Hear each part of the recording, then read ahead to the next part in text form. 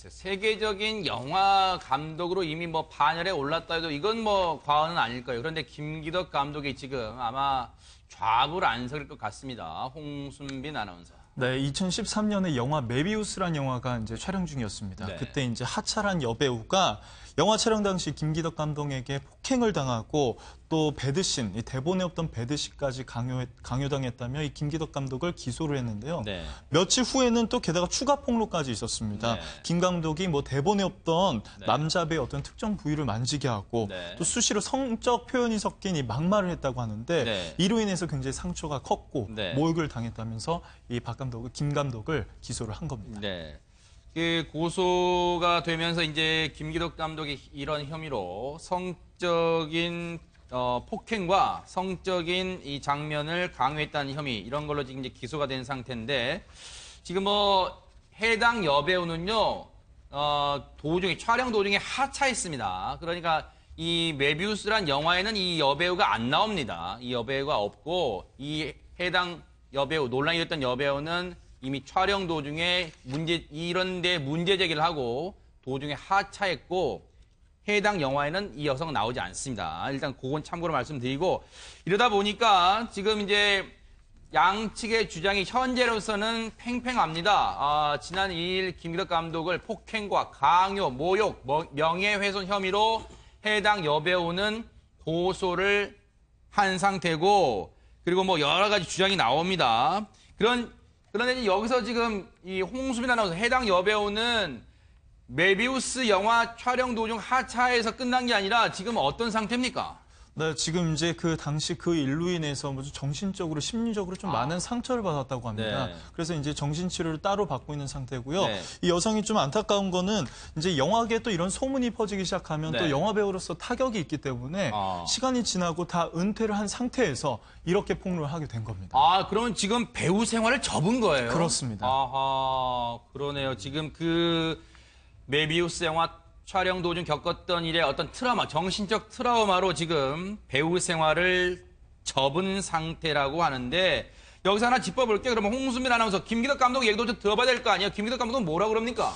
김기덕 감독은요, 일단 뭐 그것은 뭐 영화와 관련된 그 과정이었다라고 네. 하고요. 차근차근 좀 소개해 주시죠. 네, 뭐 4년 전이라 흐릿한 제 기억으로는 2013년의 영화 메비우스 촬영 중에 영화의 사실성을 높이기 위해서 실연을 보이는 과정에서 생긴 일이었다. 그러니까 감독이 뭐 실연이라는 게 직접 뭐예요? 실제로 이렇게 연기 지도를 보이는 과정이 그런 건가요? 그렇습니다. 네. 뭐 감독이 직접 보이기도 했고 또 다른 뭐 사람들에게 시키기도 했고 네. 이런 과정에서 생긴 일이었고 네. 개인적인 감정은 없었다라고 혐의를 부인하고 있는 네. 겁니다. 또 뭐라고 합니까? 네. 그럼에도 이제 스텝 중에 당시 상황을 정확히 증언을 하면 영화적 연출자의 입장을 다시 고민하는 계기로 삼는 동시에 제 잘못에 대해 책임지겠다.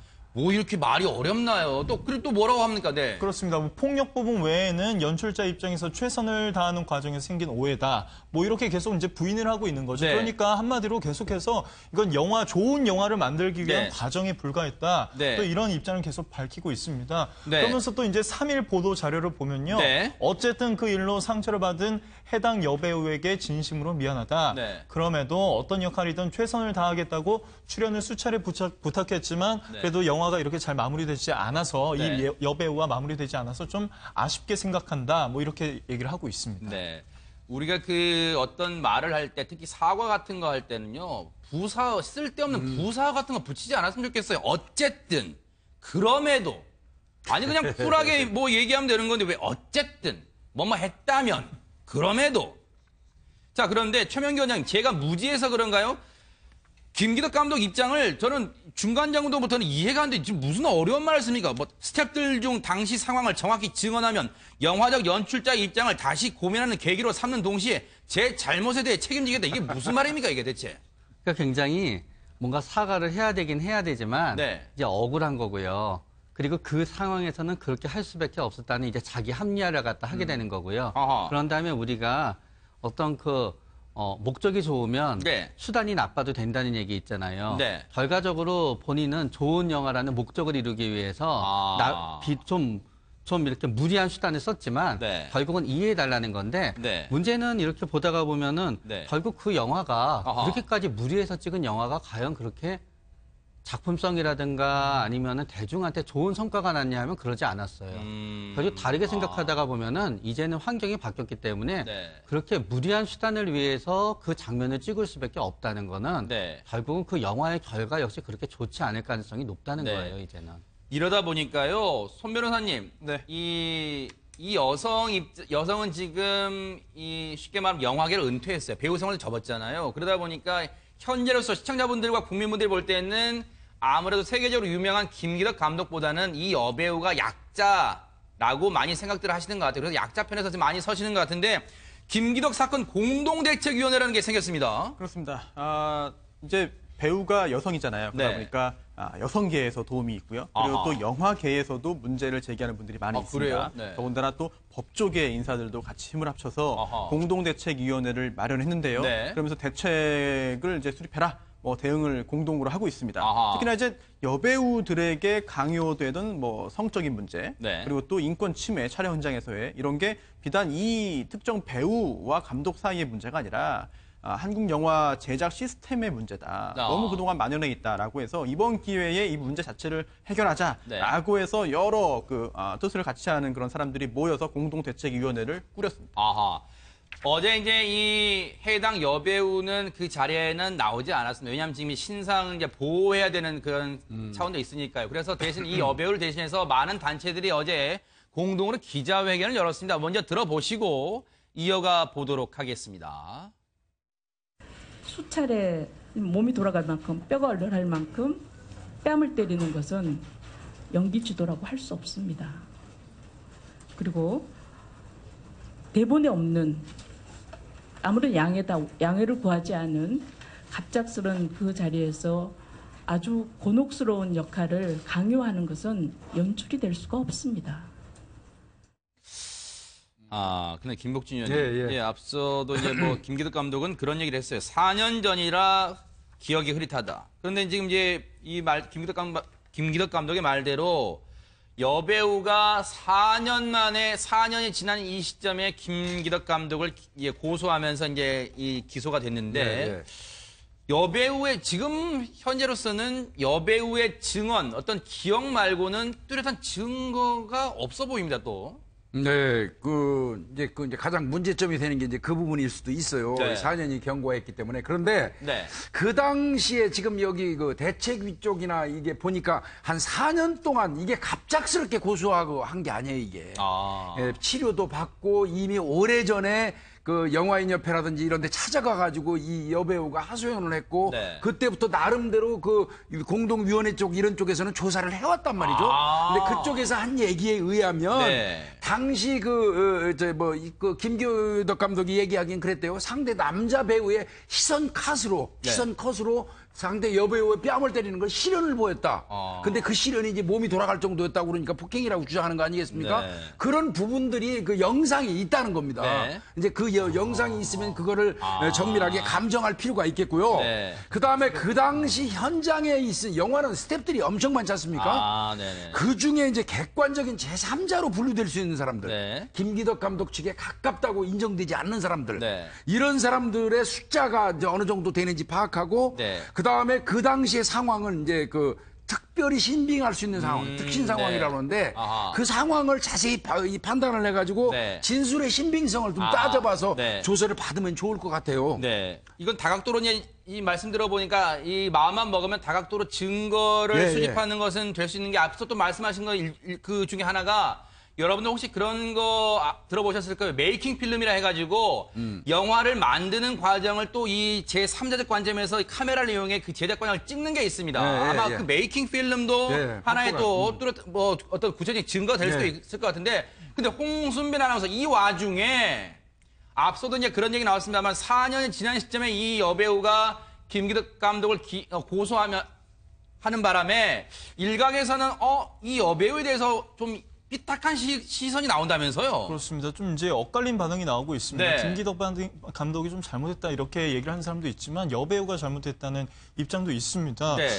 괜히 아니 그거 말고요. 네. 그 여배우에 대해서 혹시 4년이 지난 시점에 왜 했냐? 고소를 하는 거에 대해서 혹시 다른 의도가 있는 거 아닌가 이렇게 보는 사람도 있다면서요. 네, 그렇습니다. 뭐 이런 네. 뭐 금전적인 것을 노리고 네. 그 감독을 고소한 게 아니냐. 이미 4년이 지났으니까 여배우가 좀 은퇴를 한 상황이었습니다. 네. 그런 점에서 뭐 금전적을 노리고 김기덕 가수에 이제 와서 좀 고발한 거 아니냐. 네. 뭐 이렇게 얘기하는 사람도 있습니다. 아하. 그런데요. 네. 이 여배우 측에서는 그 민사 안 했어요.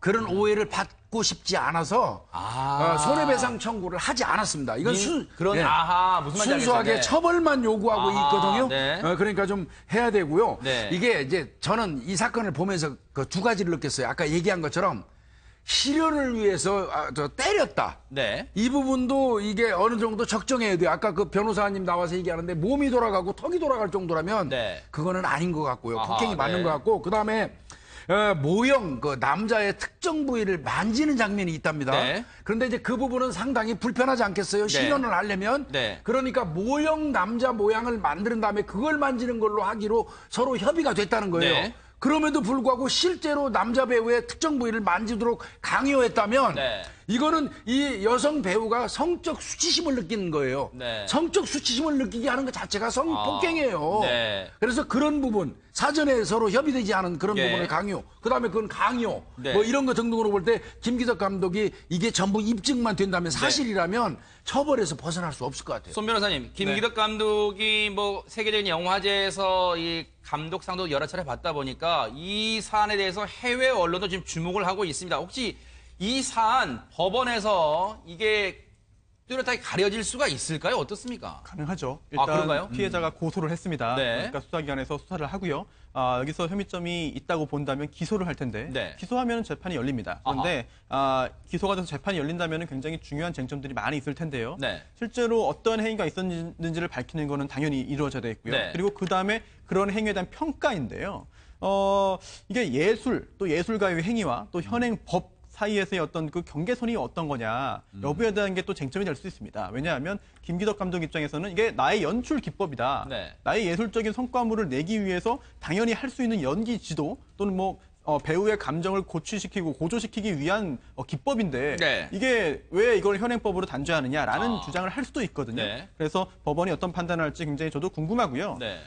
그리고 또 하나 그 현행 형법에 보면은 뭐 법령에 따라서 한 행위 또는 업무상 행위 네. 그리고 또 사회상규에 위배되지 않는 행위는 정당행위이기 때문에 네. 위법성이 없다는 규정이 있습니다. 그래서 혹시라도 김기덕 감독의 그 행위 자체가 뭐 업무상 한 행위라든지 아니면은 뭐 사회상규에 어긋나지 않는다라고 본다면 처벌할 수 없겠습니다만 지금 현재 피해자 고소인이 주장했던 바에 따르면은 그러한 수준을 충분히 넘는 것으로 보이거든요. 네. 앞으로 수사 과정에서 또 법원의 재판 과정에서 네. 구체적으로 김기덕 감독이 어떤 행위를 그동안 해왔는지 드러날 텐데 네. 그 행위에 따라서는 뭐 법의 그런 그 단죄를 피하지 못할 가능성도 충분히 있습니다. 근데 이 사건은요. 네. 제가 볼 때는 의미가 있어요. 어떤 의미가 있냐면 그동안 그 영화계에서 감독과 배우 간의 어떤 지휘관계 이거는 사하관계거든요. 어떻게 보면 네. 관리 지배하에 있는 관계라고 볼 수도 있어요. 네. 그런 미명하에 예술이라는 미명하에 또 네. 관행이라는 미명하에 그동안 네. 이어져 왔던 행위, 네. 이게 부당한 각종 행위 이를테면 그 아까 얘기한 것처럼 성폭행으로 느껴지는 성적 수치심을 주는 행위, 네. 그다음에 폭행. 그다음에 예술을 위한다는 그걸로 뭐 저 집중하라는 네. 폭언, 폭설, 뭐 이런 욕설 네. 이런 거 등등이 이게 어떻게 보면 불평등한 관계에서 그냥 참고 넘어갈 수밖에 없었던 배우들의 입장이라는 게 있거든요. 네. 이거를 이번 기회에 그 잘못된 관행을 깨자는 의미, 네. 이런 부분은 상당히 고무적이라고 저는 생각은 듭니다. 어제 기자회견을 열었던 김기덕 사건 공동대책위원회에서는요, 이런 얘기도 하고 있습니다. 한번 들어보시기 바랍니다. 민우회는 여성 연예인 인권지원센터를 운영하고 있습니다. 상담 속에는 감독에 의해 성폭력을 경험한 그리고 다양한 형태의 인권 침해를 겪고 있는 여성 배우들, 여성 연예인 지망생들의 기막힌 현실이 있습니다. 홍순빈 아나운서, 지금 여성민우회 대표 얘기를 들어보면 이 사안이 비단 김기덕 감독만의 문제는 아니다. 지금 이 얘기를 하고 있는데 혹시 네티즌들은 이 사안에 대해서 어떤 의견들을 지금 내놓고 있습니까? 이 네티즌들이 좀 엇갈린 누리꾼들의 반응이 좀 그래요? 있습니다. 일단 네. 뭐 여배우 용기에 박수를 보낸다 이렇게 얘기하는 분도 있고요. 네. 말 많은 감독이다. 사과만 하지 왜 또 다른 얘기를 하냐 이렇게 얘기하는 분도 있고 예술이라는 명목으로 성적 수치심을 강요하는 거는 엄연히 범죄다라는 네. 의견이 있었습니다. 그런데 반면에 네. 또 김기덕 감독에 대한 마녀 사냥이 느껴진다. 왜 지금 와서 고소를 하냐. 정확한 내용을 알고 싶다. 이렇게 엇갈린 반응이 계속해서 나오고 있습니다. 결국은 이렇게 될 수밖에 없을 것 같아요. 이 예술 영역에 사법부 잣대를 들이대는 게 옳으냐 그런 걸 떠나서 일단 한 여배우의 인생이 달렸다 해도 과언이 아닌 그런 문제라고 볼 수 있습니다. 공은 이제 사법부로 넘어갈 텐데 어떤 또 이 결론을 내릴지 저희가 또 끝까지 추적해 보도록 하겠습니다.